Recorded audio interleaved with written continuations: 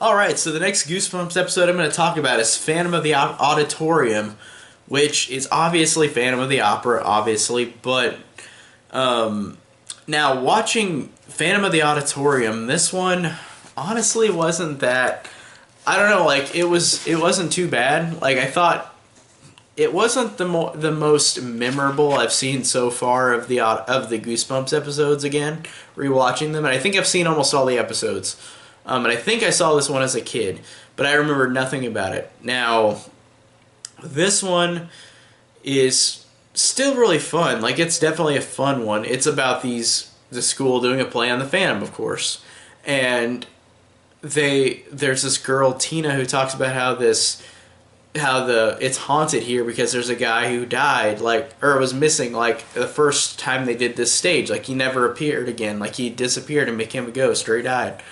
And the main girl, Brooke, keeps having nightmares and hallucinations about the Phantom, appearing, and starts seeing him around everywhere.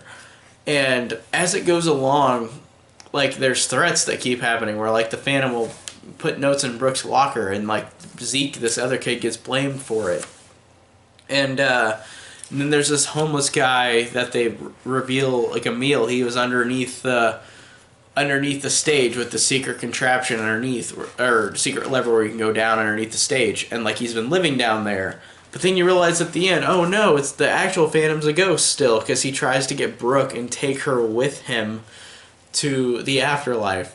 But then she just takes off his mask and he's like, no, and then he just dies. He dies again. He just goes and fades away. And he finally gets what he wanted by the end, but that was cool.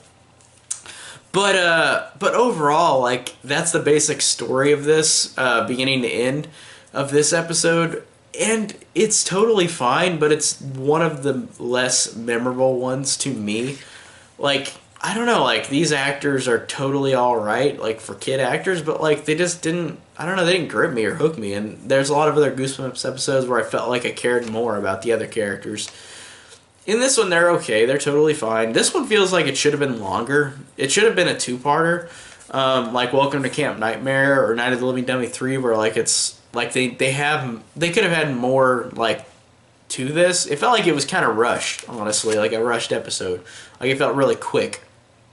Exactly like I just described the plot in a minute. It's so quick.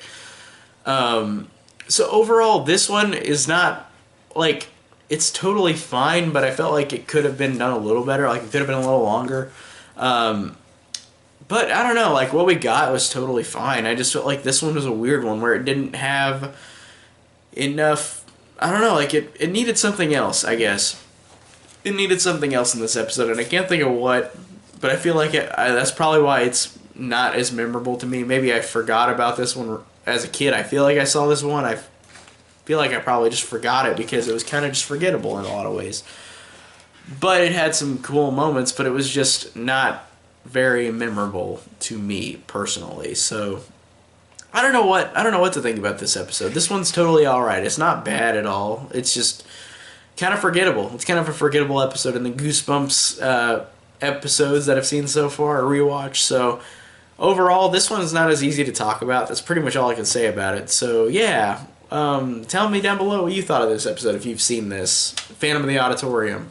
I just thought it was kind of okay. So thank you guys so much for watching. And I'll put more of Goosebumps episodes out in the future.